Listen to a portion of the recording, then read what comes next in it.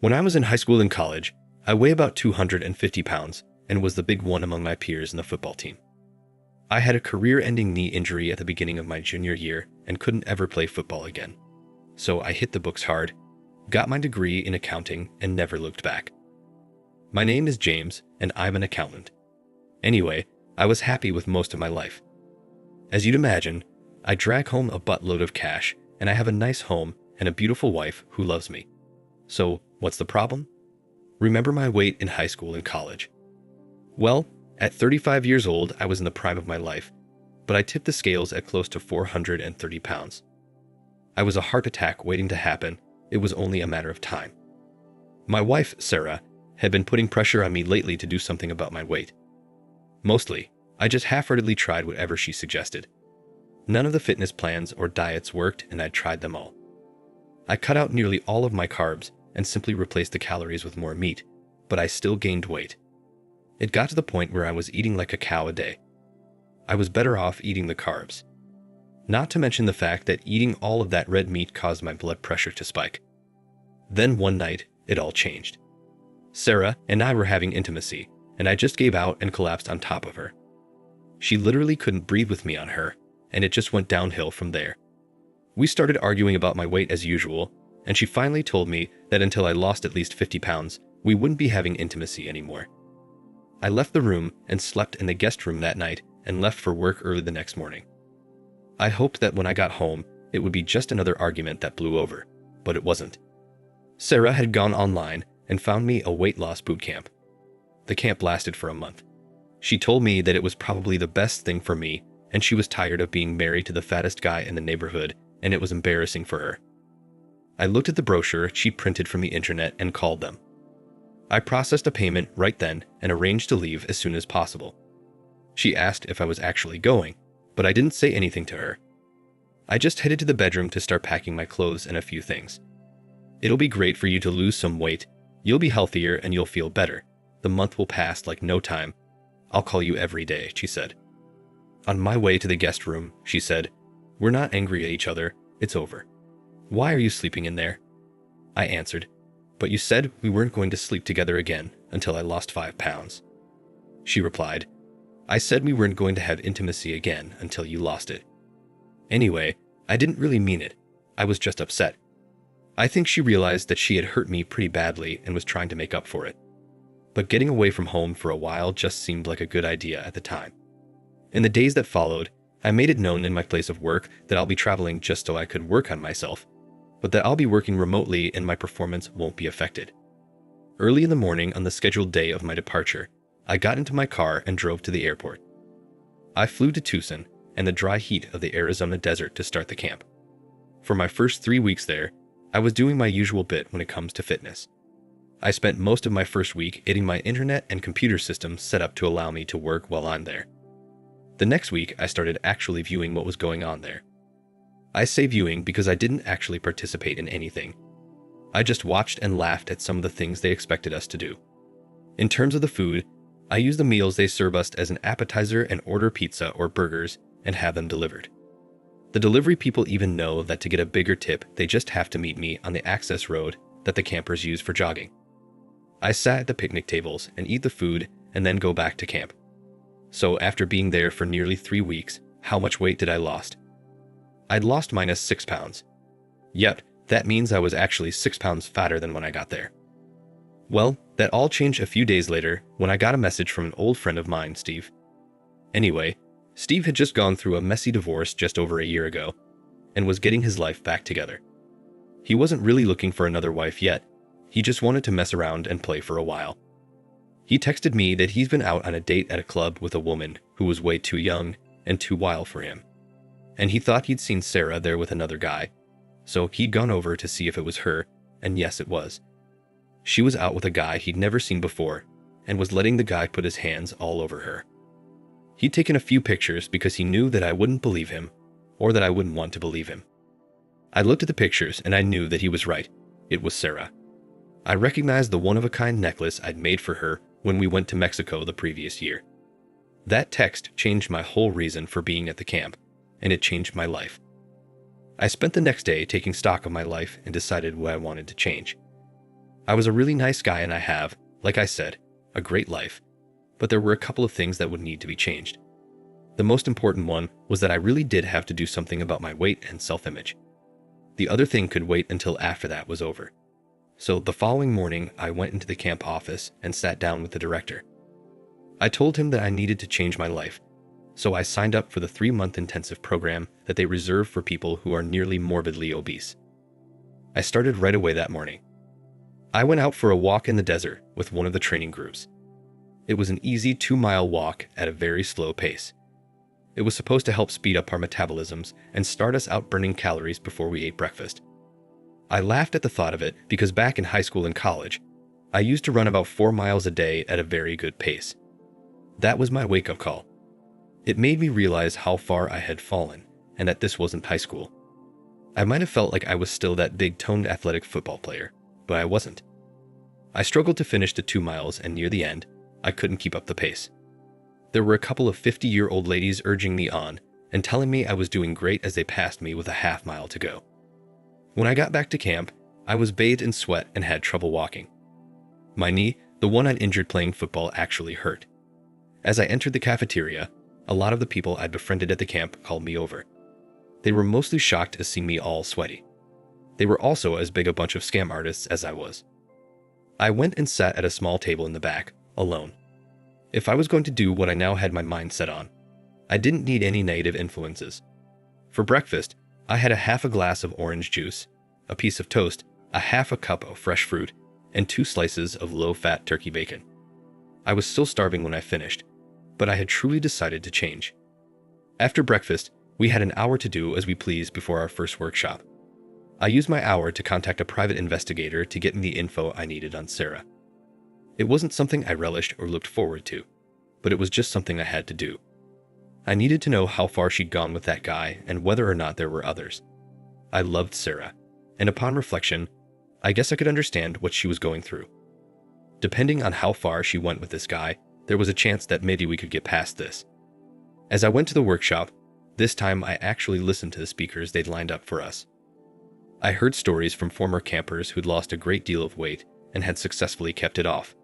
In some cases, they'd made great changes in their lives, and most claimed it was all because after years of struggling with their weight, they'd found one thing or one person or one incident that gave them the focus and the reason to change. I realized that finding out that the woman I loved more than anything was cheating on me had been my motivating incident, but that I wasn't changing for her, I was changing for myself. I'd always had women through high school and college, and since then I had Sarah, so I really didn't need to look at myself. But the thought of losing her made me realize that I needed to change some things about myself. Almost as soon as I got out of the workshop, my phone rang. It was Sarah making her daily call. I hadn't spoken to her for the previous 2 days since I'd spoken to Steve because I had been too hurt to even speak to her. "Hi, honey. Where have you been that you haven't answered the phone? I've missed you so much," she said. I told her I've been trying to both work from this place and lose some weight at the same time, so it's been tough. "Well, don't worry. You'll be home in 2 days, and it'll be over," she said. I responded, "No, Sarah, I haven't lost 50 pounds, so I'm not coming home yet."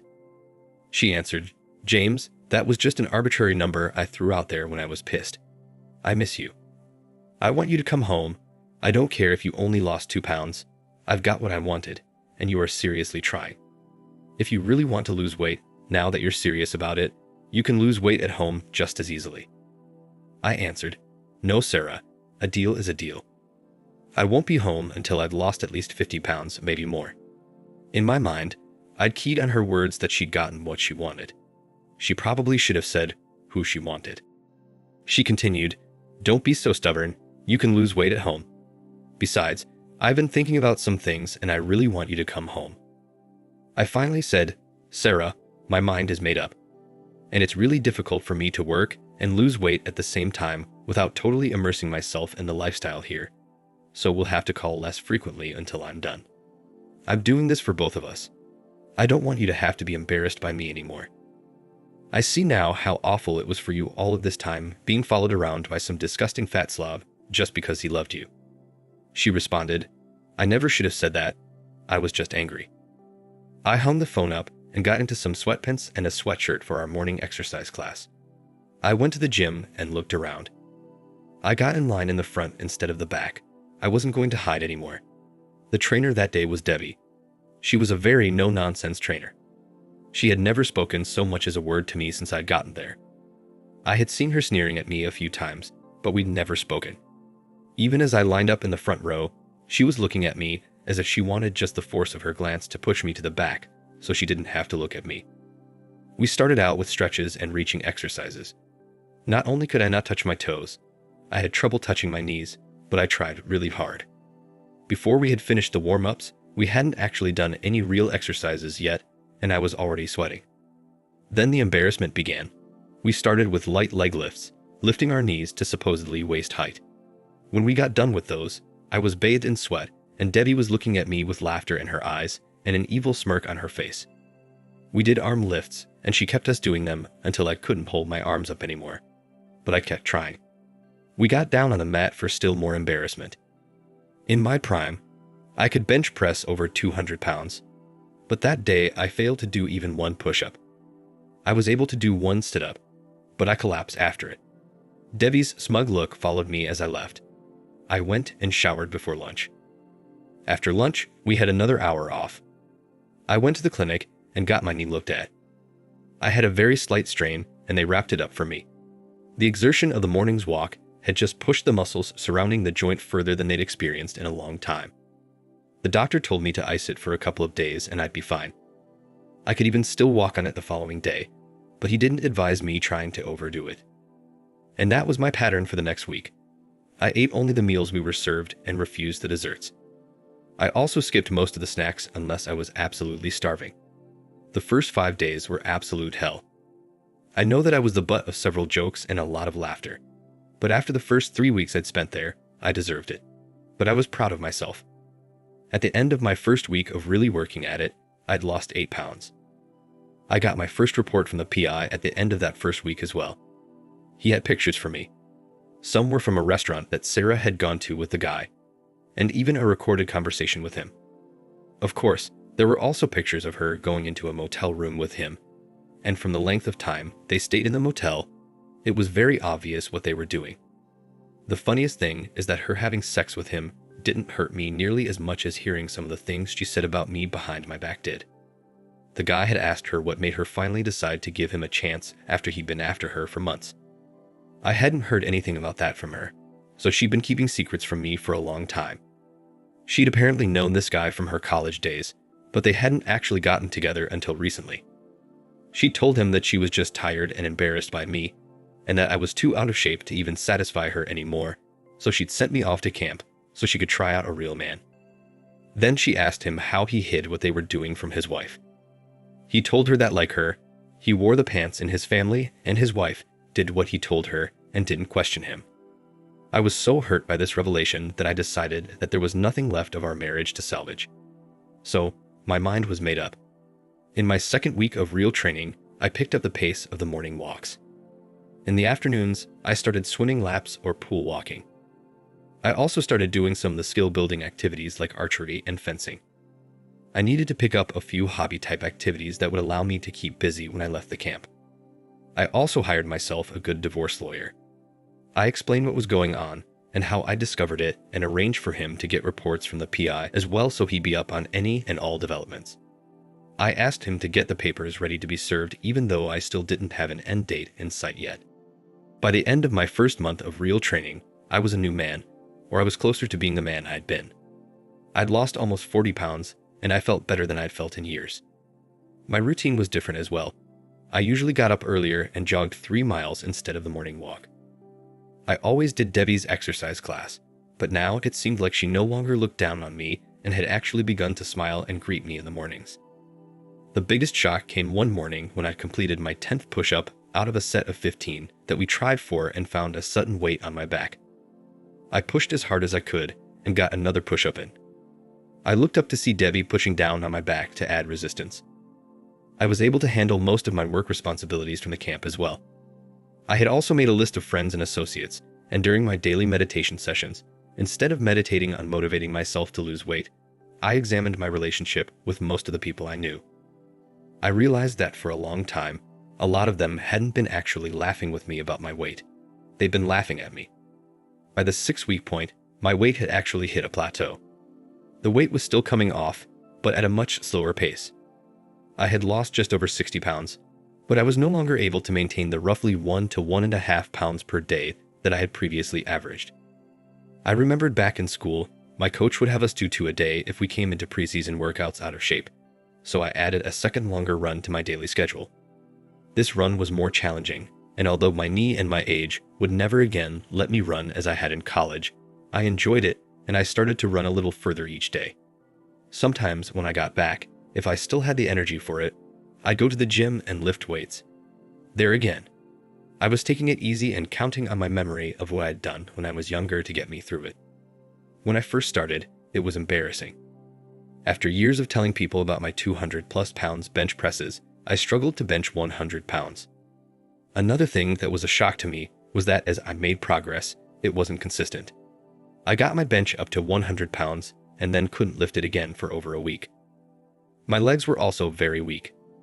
The knee injury simply wouldn't let me do squats or a lot of the other heavy leg exercises. The same thing happened with a lot of the exercises for my back.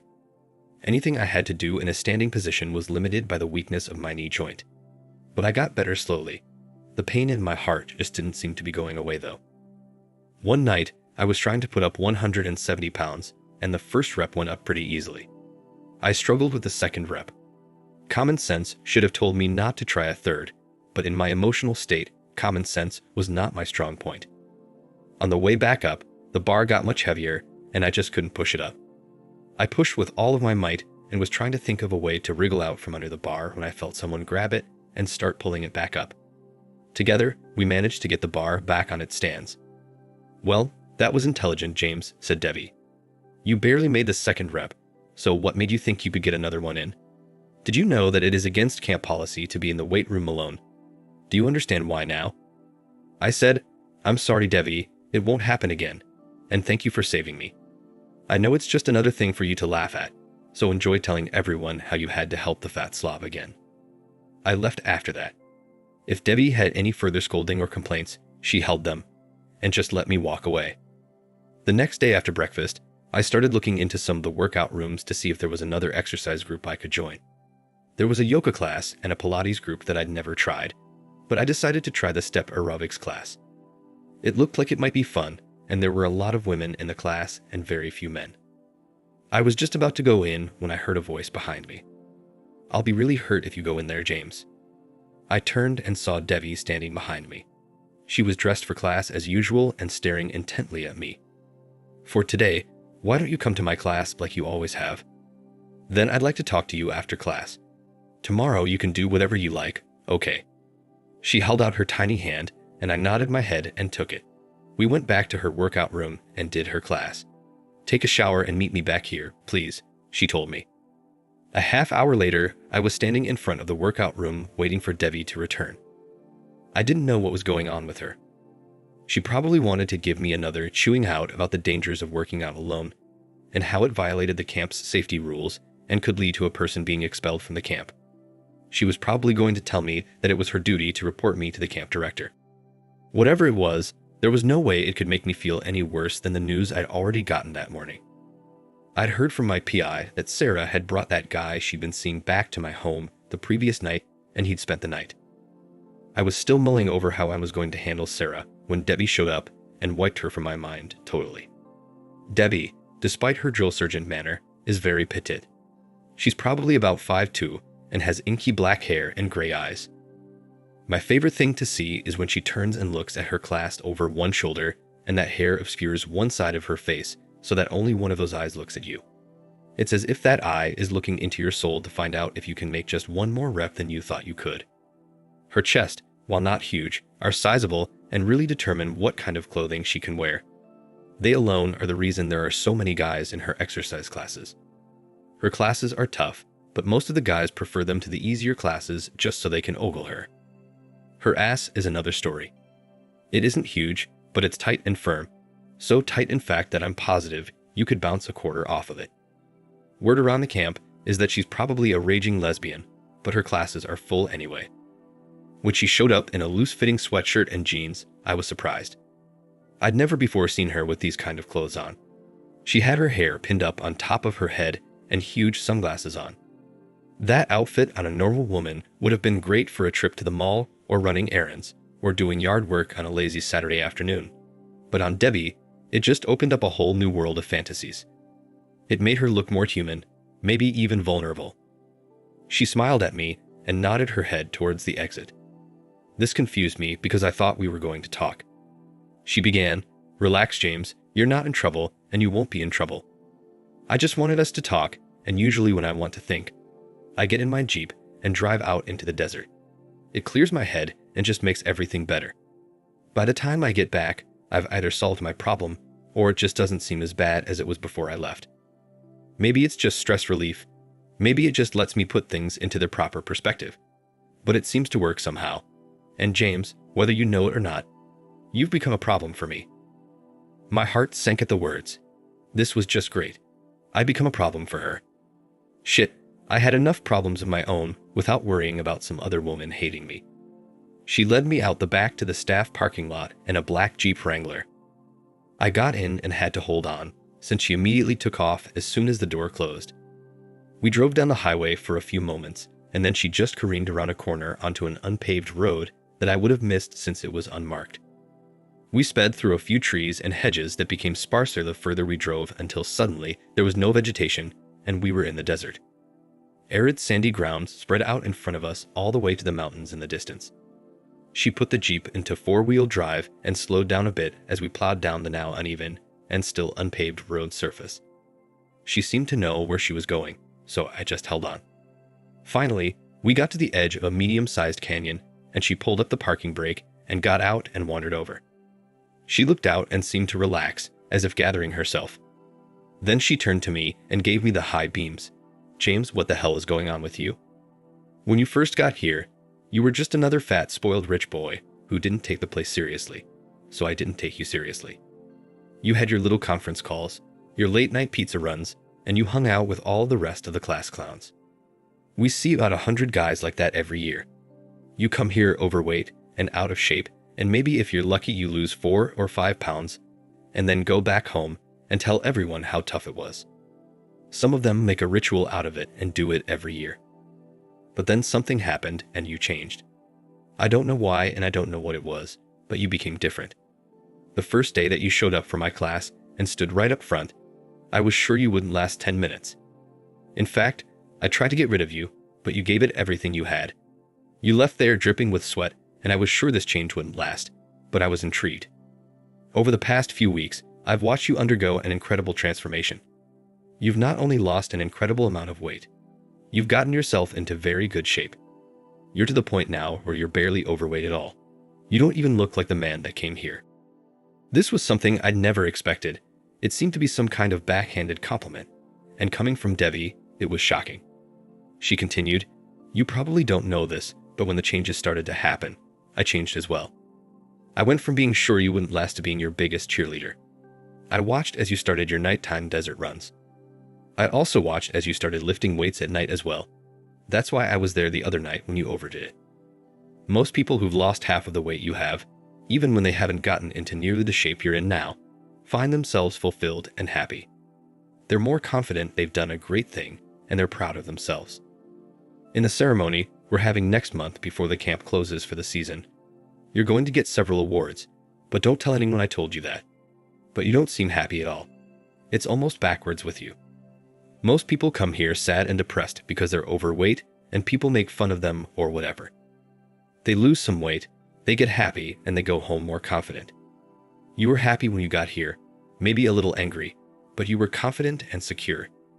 You worked your ass off and made more progress than anyone I can remember. You look great, but you're so much sadder and more withdrawn now that it makes me sad as well. You used to sit in the back and laugh with those clowns and you were happy.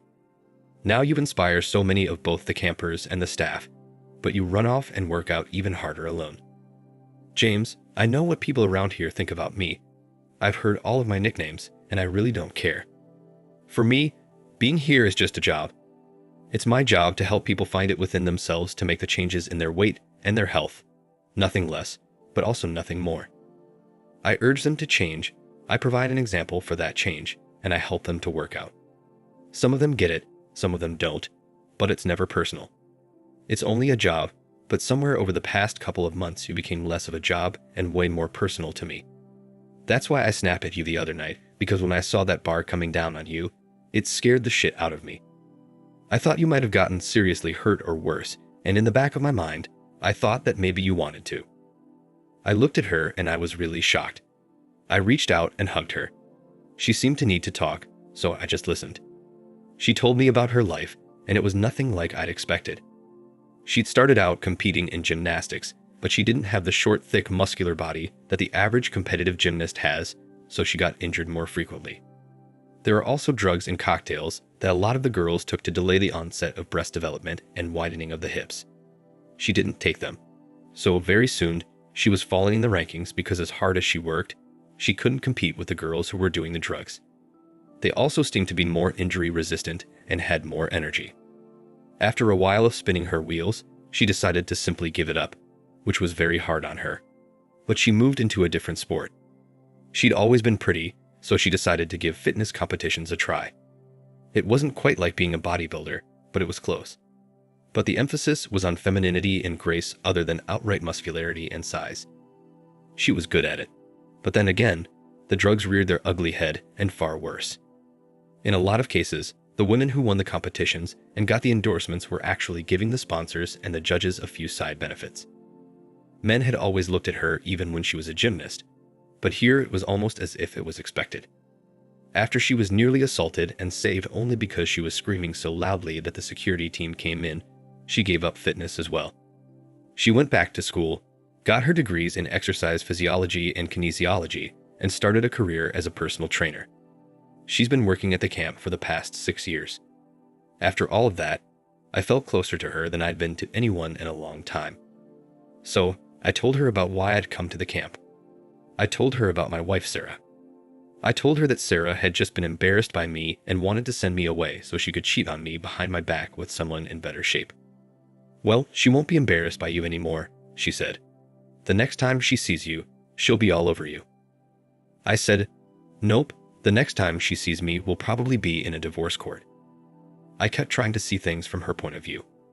I had to admit that I'd let myself go, and she had been totally right to want me to be in better shape, but the way she went about it, and the things that she said about me really hurt me, and they made me question whether or not she even cared about me. But the cheating is just the last straw. That was the deal breaker for me. The other things, maybe I could have forgiven after a while, but I'll never be able to trust her again. That night changed a lot of things, and from then on, I still did Debbie's class every day, but she pushed me even harder. A lot of the guys were jealous as hell when I did my push-ups with Debbie lying on my back. She even went out and ran with me at night sometimes. We never did anything outside of the bounds of friendship, but sometimes when she looked at me a certain way, I got tingles. At home, things were getting ugly. According to the PI, Sarah had broken off her affair with her old college friend. Apparently, he'd only been interested in her for sex. He'd been practically living in my house, spending several days a week there, and I guess even his wife was beginning to complain. The final straw had been when he and Sarah had started arguing. She'd been trying to break things off with him because the dirtiness and the thrill of it had passed, but he didn't want to let her go. She started calling me more frequently to find out when I'd be coming home. She began leaving me messages about how much she missed me and loved me. Since the camp would be closing down for about a month at the end of the season anyway, I knew I'd have to go home soon. Debbie and I went out shopping because I needed new clothes. After losing nearly 140 pounds, none of my old clothes would fit. While I was out shopping, I saw something that I'd always dreamed of, but could never have. A bright red 2009 Mustang GT in a car lot across from the mall. I went onto the lot and looked the car over. The door was open, so I sat down. I was shocked. Over 100 pounds ago, I could barely fit in my shitty car, but now I could easily get into and out of a car that I just loved. I found a salesman and started the paperwork. As soon as he ran my credit and I arranged a transfer from my account, I drove off the lot in my new toy. Debbie followed me back to camp in her Jeep. I made a few phone calls to my PI and my lawyer, informing them about the upcoming ceremony and to make sure the papers were ready and to get them delivered to me at the camp by a messenger. I called Sarah and told her that the camp would be ending on the weekend, and they were having a ceremony for the families and friends of the campers. She told me she'd be there, and she sounded excited about seeing me again. I told her not to get too excited, that this may not be a happy occasion for her. She responded, "James, over the past few months, I've realized that looks aren't everything. It's far more important to be with someone who loves you and supports you no matter what they weigh or how they look. So even if you've only lost 1 fucking pound, it's time for you to come home so we can move on with our lives. I love you and I miss you. I've had a lot of time to myself to figure out what I really want and what I really need in my life. I miss my big strong teddy bear of a husband." With that, we ended the conversation. She had no clue I was aware of her infidelity, so she kept acting like all was normal between us, and I didn't say anything either.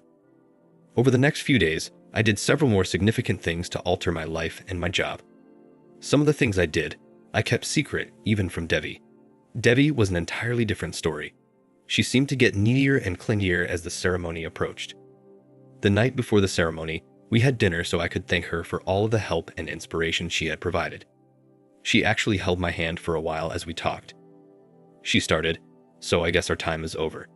Soon your wife will be at the ceremony, and you can go back to Ohio and either put her in her place or divorce her." The only thing I could say was, "Yes." I guess I missed the sadness in her tone because my mind was on other things. We drove back to camp in silence. There were a lot of things that were unsaid between her and me. After a short while, she broke the silence. "I know that you've been far too honorable a man to even think about starting up some kind of a relationship while you were still married. But is there any chance that you've made up your mind about whether or not you're going to take her back? I guess what I'm asking about is the possibility that someone might just send me a plane ticket to Ohio sometime soon."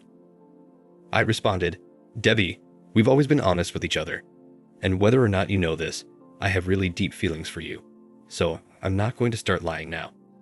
I can't say if there would be any plane tickets to Ohio or anywhere else coming, but that is not a bad idea." She nodded her head, and I didn't see her again until the ceremony. The next day was strange for me. I got up early and went out for my run alone. I guess for most of the campers, the weeks or months of working out and dieting were over. But for me, running had become a part of what I am, so just because I didn't have to do it didn't mean I'd skip it. After the run, I looked for Debbie and couldn't find her anywhere. A couple of the staffers said that she was holed up in her living quarters and not feeling well. I'd also heard that Sarah was looking all over the complex trying to find me. As a joke, I went down to the auditorium and looked for her. I saw her and passed right by her, but she didn't recognize me. I then looked around to make sure the messenger was around and sure he was. I met with him and told him I was going to signal him when the right time comes, so he should be on the lookout for me, and he agreed. Once the ceremony began, everyone went into the auditorium. I got a really great treat too. I actually saw Debbie standing not too far from Sarah, so I got a chance to compare them side by side. It was like comparing apples to oranges though. Sarah has short blonde hair and a tall, thin body. She isn't nearly as fit as Debbie, but she's thin and pretty. Debbie, on the other hand, has just heart-stopping beauty, but is shorter. Debbie was talking to someone, apparently about me, and Sarah overheard them and freaked out. She stalked away from the table and went and sat down. She saw me looking at her and I smiled at her, but she turned her head away and I laughed. She obviously thought I was just some random guy trying to flirt with her. For the past months, she'd been dating and ducking her old married college buddy, Thomas. She'd taken him to my house and ducked him in my bed, but now she was too pure to have a stranger smile at her. What a life. As the ceremony continued, every time Sarah heard my name, she turned trying to catch a glimpse of me. Finally, I was called to go up onto the stage to get my awards. I got one award for most pounds lost in a 1-month period. I got another for largest overall weight loss. And the last one I received was for most inspirational camper because I'd come in totally out of shape and had not only lost a lot of weight, but had improved my fitness and my lifestyle and provided an inspiring and motivating example for everyone around me. As I spoke and looked out over the audience, I noticed that Sarah was sitting on the edge of her seat. She was clearly agog at my appearance. She really couldn't believe it was her fat-assed husband on the stage. I was asked to say a few words, so I did. I gave some inspirational talks about my journey and the source of my inspiration. I also acknowledged Devi and asked her out on the stage so everyone could see her and so I could officially thank her. Everyone in the audience and on the stage reacted and cheered as she got up and came onto the stage to join me. If looks could kill, the glance that Sarah gave her as she walked past her would have been fatal. Debbie shook my hand as I hugged her for several pictures, and then the director had a few final words, and everyone adjourned for the dinner that followed the ceremony. A few minutes after nearly everyone had left the room, Sarah came storming towards me and Debbie. She started, "No wonder you wanted to stay up here for so freaking long. You just wanted to betray me with this woman while I waited at home for you." I said, "Sarah, at this point, Debbie and I are only friends. We have nothing going on. So before you start making a fool out of yourself, you should probably be quiet." "I'm sorry, baby," she said. "It's just that you look so good. You're so slim and so different." I was jealous. "I've been alone in that house for so long, and I've been so lonely waiting for you. I can't wait to get home and try out the new you." I asked, "So you've been alone and lonely?" In response, she nodded her head vigorously. I then asked, showing her a photo of her in a restaurant with Thomas on my phone, "So, who is this you're out with?" She responded, "Oh, he's just an old friend from college who I ran into. He's nothing." I snapped, "He's something, and he's the reason we're getting a divorce, Sarah. I know all about him. I know that you actually started up with him before I left. I know that being with him is the reason you really wanted me to come to the camp anyway. I know that you were just too embarrassed to be seen with the fat husband who loved you with all of his heart and soul, but also because you wanted to be with someone with a better body who could satisfy you. Yep, I've even got you on record saying it, so don't bother trying to lie your way out of this. I also know and have pictures of you taking him into my house. That really was our home, Sarah, and you had intimacy with him in my bed, so there's really nothing else to say here." As I turned to leave, I gestured to my lawyer's messenger, who immediately stepped up and handed her the divorce papers. She began to plead, "But James, we can talk about this. It's over. It was just a fling, just a mistake. I ended it myself because I really did miss you. I came to my senses and realized that I do love you and you love me, and we have more in common than anyone else I know. The only thing I didn't like about you was all of that fat, but it's gone now." I responded, "Well, Sarah, I guess we both came to our senses. I realized after I found out about your fling that I really didn't want to be married to someone who was embarrassed by me. The thrill of being married to you was gone when I heard all of the things you said about me. You're right about one thing, though. We do have a lot in common. You were embarrassed to be seen with a fat guy, so you sent me away. I'm embarrassed to be seen with a cheater, so get to stepping." She responded, "We can get past this. Just come home. We'll talk. We'll go through counseling. We have too much history to just throw away." I answered, "It's already settled. We live in a no-fault state, so the judge will insist on a 50-50 split of the assets. We have no kids, so we have nothing to dispute. Our home represents 70% of our net worth, and I'm leaving it to you. That means you've gotten a better settlement than the courts would give you. Just walk away, and we'll both come out ahead. At least you're better off than I am, as I'm currently homeless." She started crying. "But where will you live? Why don't you stay with me and let me make this up to you?" I replied, "You haven't cared about me since you first started your little affair, so I don't know why you care now. But I refuse to stay inside that house again with you, that's why I gave it to you. I'm starting my life all over again with someone who won't be ashamed of me. I lost over 140 pounds while I was here, but you lost a husband who would have loved you forever and a great home and the family we could have had, all because you wanted to have fun. My weight was really just an excuse you used to have your little affair. So, if you ask me, you're the real champ here." After saying that, I walked away and left her standing there. The only contact I had with her after that was through our lawyers until the divorce was over. Although, I did receive a phone call from her dad, telling me how miserable she was and asking me if I'd consider coming just for a visit to clear the air. It forced me to tell him the details of our breakup and what she'd done. I told him if he needed proof, I could send him pictures, audio, and even video. Hearing that, he just told me to have a nice life, and I graciously took his advice. Sarah didn't cause any trouble during the dissolution, and it went without a hitch. Although we do keep in touch once in a while, but it's nothing serious. Debbie and I eventually acted on our feelings and we became a couple. We both have a great life, and all of my family, friends, and colleagues were shocked at the changes in my body and my life. They all love Debbie and tell me often that I did the right thing. I'm glad we found each other. Sura sold the house and moved in with her parents. She later found herself a man and is piling on the pounds. I sent her a brochure for the fitness boot camp I went to. I really wasn't trying to rub her face in it. I was genuinely trying to help her because it worked for me. I even offered to pay for it for her. After all, if she hadn't been so embarrassed by me, I and Debbie would never have met. Sadly, she declined. But I guess everyone is happy after all. Thanks for listening. Like, share, and subscribe to the channel to listen to more stories like this. Take care.